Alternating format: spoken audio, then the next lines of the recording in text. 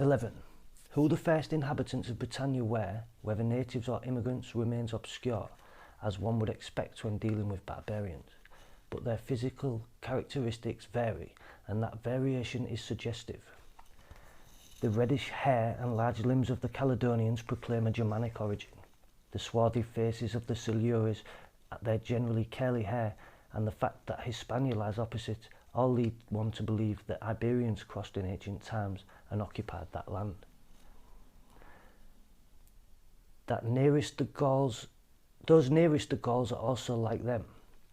Perhaps their common origin still has force, perhaps their common situation under the heavens has shaped the physical type in the lands that extend in different directions. On a general estimate, however, it is likely that the Gauls took possession of the neighbouring island. In both lands you find the same rituals, the same superstitious beliefs, the language does not differ much. There is the same boldness in courting danger, and when it has come, the same cowardice in avoiding it. Yet the Britanni show more spirit. They have not yet been softened by the protracted peace. The Gauls too, we are told, were once preeminent in war, but then with peace came sloth, and valour was lost with liberty. The same thing has happened to those of the Britanni who have long been conquered. The rest are still as the Gauls once were. 12. Their strength is in their infantry. Some tribes also fight with chariots. The nobleman drives, his dependents fight in his defence. At one time they owed their obedience to kings. Now they are divided into factions and groups under rival leaders.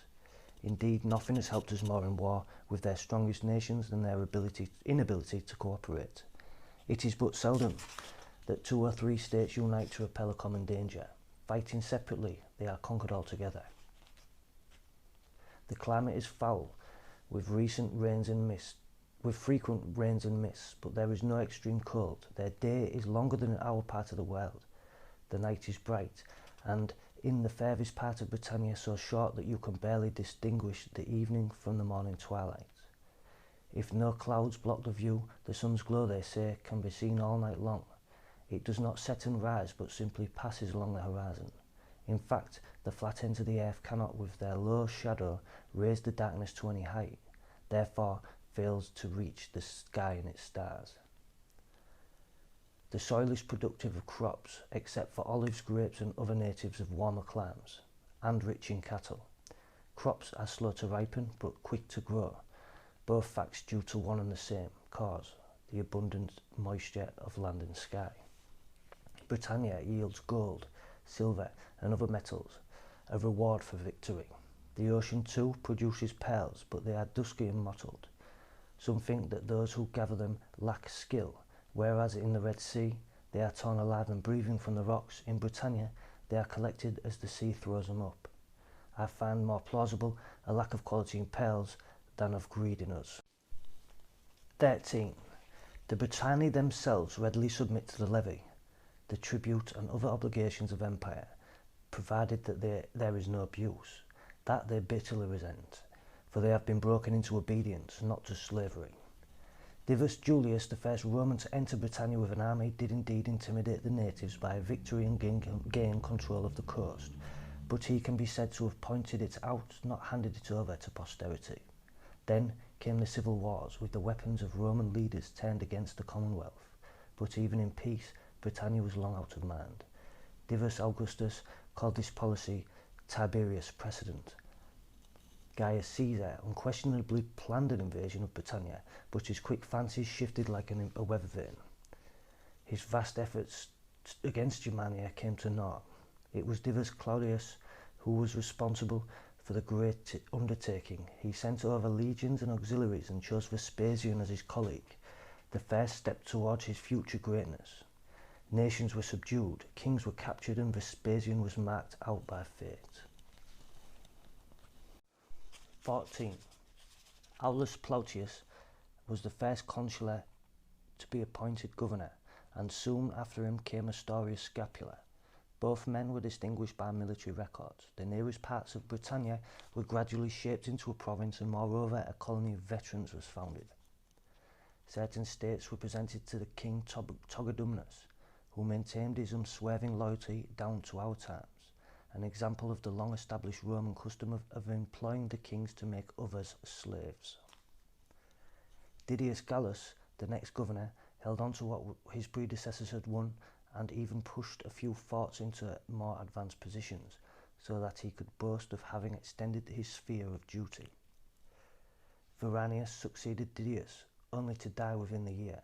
After him, Suetonius Paulinus enjoyed 2 years of success, conquering tribes and strengthening garrisons.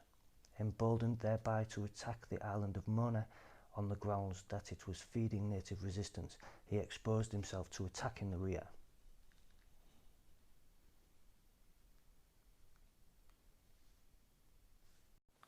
"15. For the Britanni, freed from fear by absence of the legate, began to discuss the woes of slavery, to compare their wrongs and sharpen their sting in the telling. We gain nothing by submission except heavier burdens for shoulders shown to be willing. Once we had one king at a time, now there are 2 clamped on us. The legate to wreak his fury on our lives, the procurator on our property. We subject are damned in either case, whether our masters quarrel or agree. Their gangs, the centurions of the one and the slaves of the other, mingle violence with insult.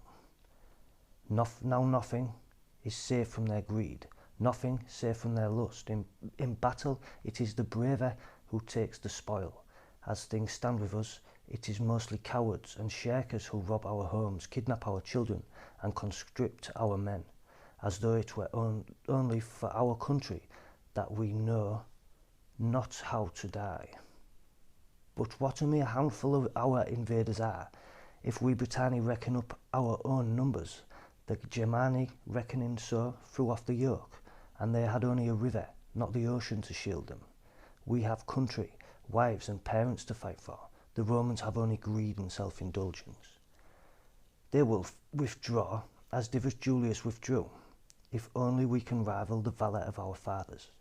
We must not panic at the loss of a battle or 2. Success may foster a boldness in attack, but suffering gives the power to endure. The gods themselves at last show mercy to us Britanni, by keeping the Roman general away and his army exiled in another island. For ourselves we have already taken the most difficult step. We have begun to plan, and in undertakings like this it is more dangerous to be caught planning than to take the plunge. 16. Goaded by such mutual encouragements, the whole island rose in arms under the command of Boudicca, a woman of royal descent. For Britanni make no distinctions of sex in the appointment of their leaders. They hunted down the Roman troops and, in their scattered posts, stormed the forts and assaulted the colony itself, which they saw as the seat of their enslavement. Nor did the angry victors deny themselves of any savagery, characteristic of barbarians. In fact, had not Paulinus, on hearing of the revolt, hurriedly come to help, Britannia would have been lost.